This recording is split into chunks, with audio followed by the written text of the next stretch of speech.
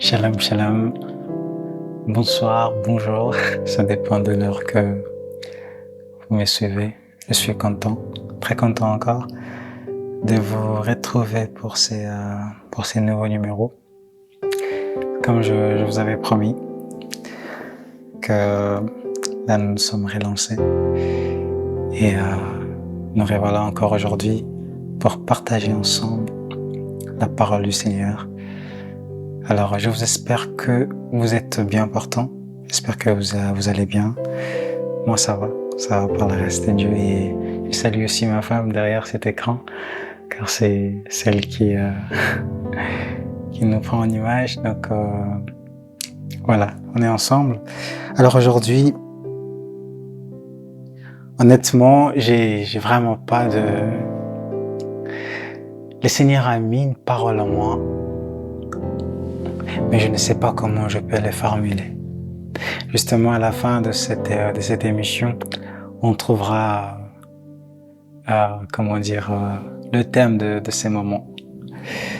Tout ce que je sens en moi, c'est que le Seigneur veut que nous puissions parler à cœur ouvert, que nous puissions parler comme des personnes qui réfléchissent.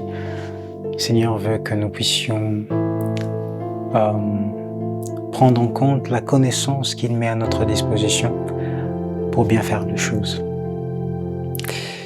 Et de nos jours, nous constatons tellement beaucoup de choses, mais vraiment beaucoup de choses, et surtout dans la maison des enfants de Dieu, surtout à l'église. Voyez, nous constatons tellement de choses et d'autres qui font mal, d'autres qui attristent nos cœurs. Mais parfois on s'est dit juste qu'on n'a pas le choix. C'est déjà fait. Alors je suis venu ce soir un peu pour réveiller la mémoire d'une personne et fortifier une personne à ne pas faire la même chose que les autres. Souvent, nous arrivons à faire des choses mal, des choses pas bien, lorsque nous voyons que notre entourage aussi font la même chose. Alors on s'est dit, si tout le monde fait la même chose, pourquoi moi je dois demeurer à faire, ce que je pensais être bien? Pourquoi pas je dois m'aligner seulement avec eux?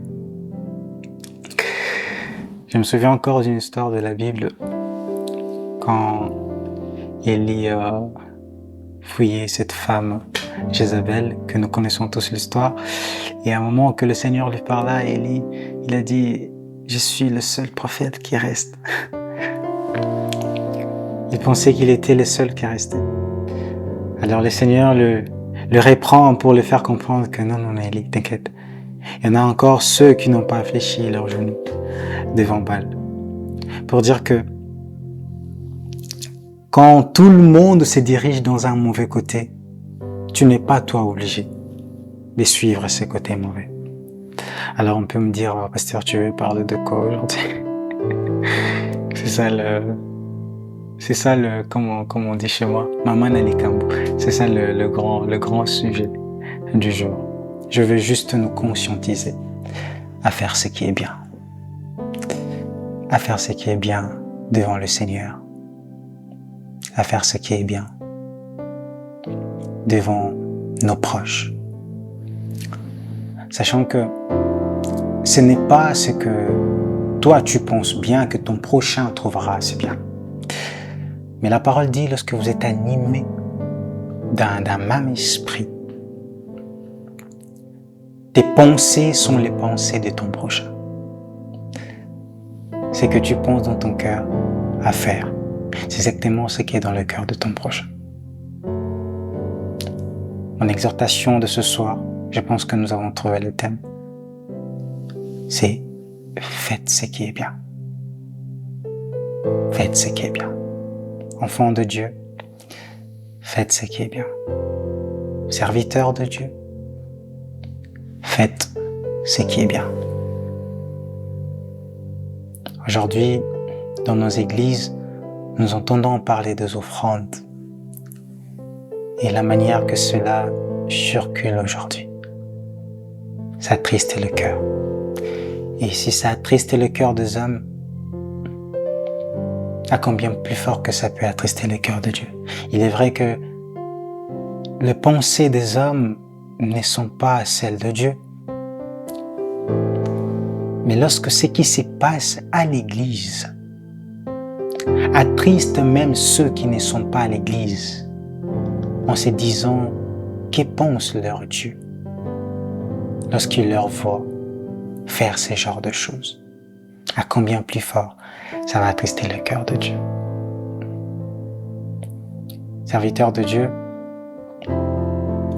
je nous exhorte vraiment de cœur d'amour de demeurer dans la parole du Seigneur, telle que le Seigneur l'a donnée. Arrêtons de voler le peuple de Dieu. Arrêtons de piller le peuple de Dieu. Derrière cette parole, ce n'est pas ce que Dieu veut. Ce n'est pas ce que Dieu désire. Ce n'est pas du tout la pensée de Dieu pour son peuple, pour son Église. L'Église a été construite par Jésus-Christ afin de créer une famille, la famille que nous sommes. Quand on parle de la famille, on parle de ces personnes-là qui n'aimeraient pas voir son prochain dans la mauvaise position. Honnêtement, je ne sais pas comment je peux vous le dire, mais quand je pense à ces choses, mon cœur souffre. Mon cœur a mal. Et à combien plus fort notre Dieu, il peut se sentir mal face à ces choses. Arrêtons d'attrister le Saint-Esprit par notre égoïsme. Arrêtons de voler le peuple de Dieu, je le répète. Arrêtons de piller les enfants de Dieu. Lorsqu'il a plu à un enfant de Dieu de venir avec son offrande à l'église pour donner afin que ça sert à contribuer à la construction de l'église ou du lieu où vous réunissez, ne profitez pas d'eux. Ne profitez pas d'eux.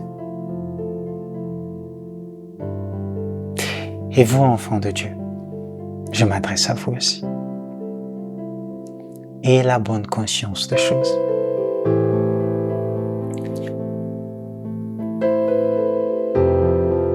Il est plus préférable à notre Dieu que si tu as $1, 1 euro, 1 franc pour aller donner à l'église, dans le panier de l'église comme offrande. Mais que ton prochain, celui qui est à ton côté, il a peut-être, il est vrai que dans certains pays, il y a des personnes qui passent des moments tellement difficiles et quelqu'un peut se trouver du matin au soir, il n'a même pas pu trouver quelque chose à manger. Mais toi, le frère que tu as à son côté, tu as 1 franc, tu as mangé chez toi. Tu as résolu de prendre ces 1 franc-là d'aller donner à l'église, dans le panier de l'église. Il est plus préférable à Dieu que tu puisses prendre cet argent, tu donnes à ton prochain, que d'aller mettre dans le panier de l'église. La grande pensée de l'église, c'est la famille. Dans le livre d'Actes des Apôtres, chapitre 4, le verset 32 à 35. Nous lisons là comment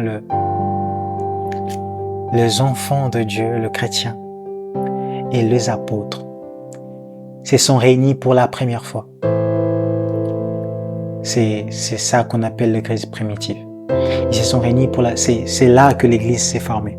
Et c'est la première fois qu'on a donné des offrandes à l'église. Mais que servaient ces offrandes qu'on donnait à l'église? La parole dit au verset,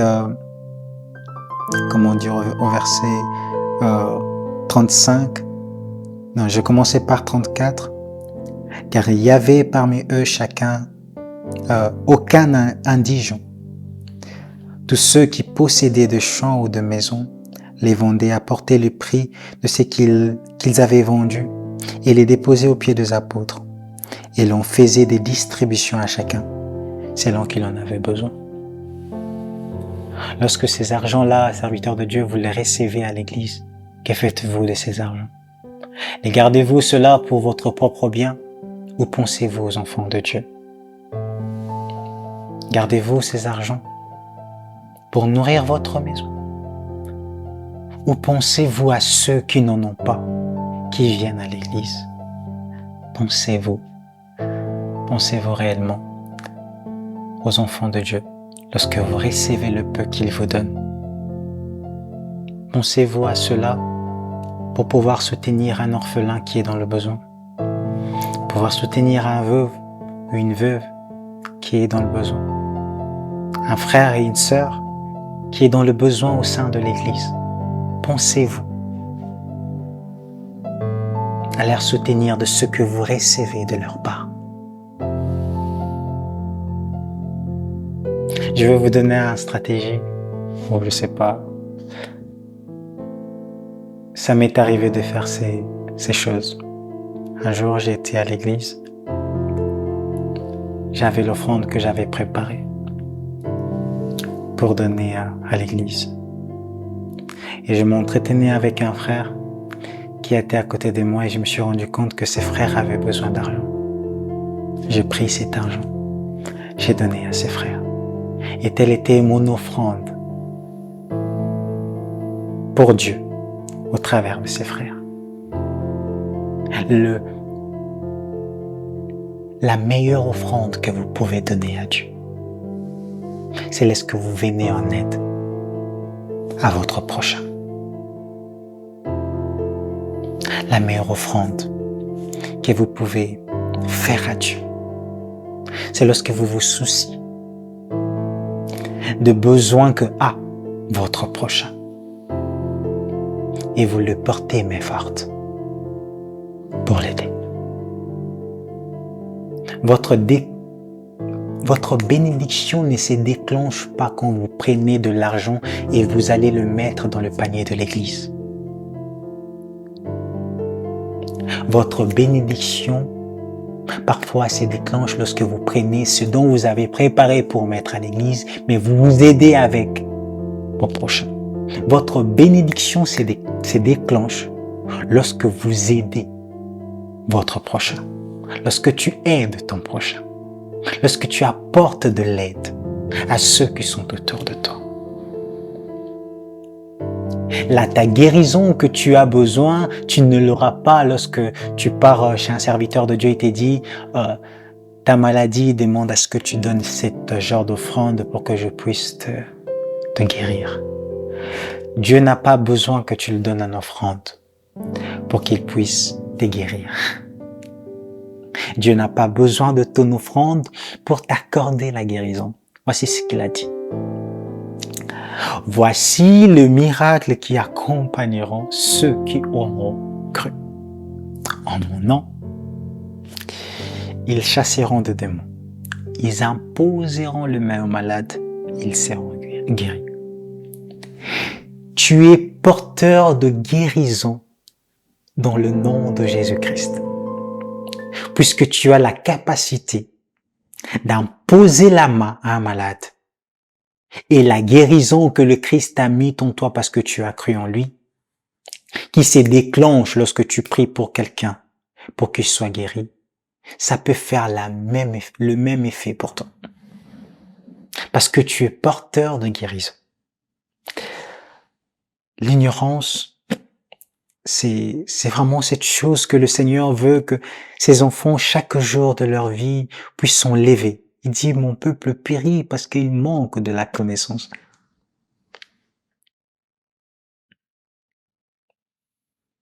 Réveillez-vous, peuple de Dieu. Réveillez-vous. Réveillez-vous. Il est préférable pour Dieu que vous ayez de l'amour pour votre prochain, au lieu d'enrichir le poche de pasteurs, des apôtres, de prophètes et autres.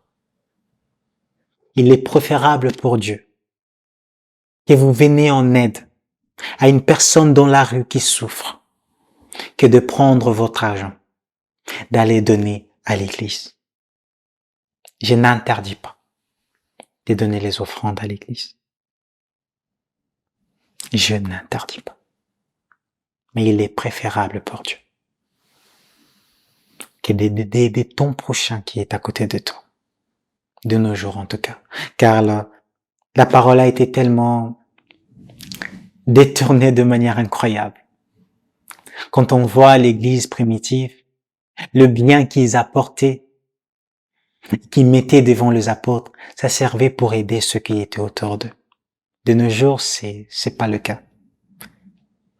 C'est pour enrichir le pasteur et autres. Mais sachez une chose, je vais conclure par là. Votre bénédiction ne dépend pas des offrandes que vous donnez à l'église. Votre guérison ne dépend pas des offrandes que vous donnez à l'église.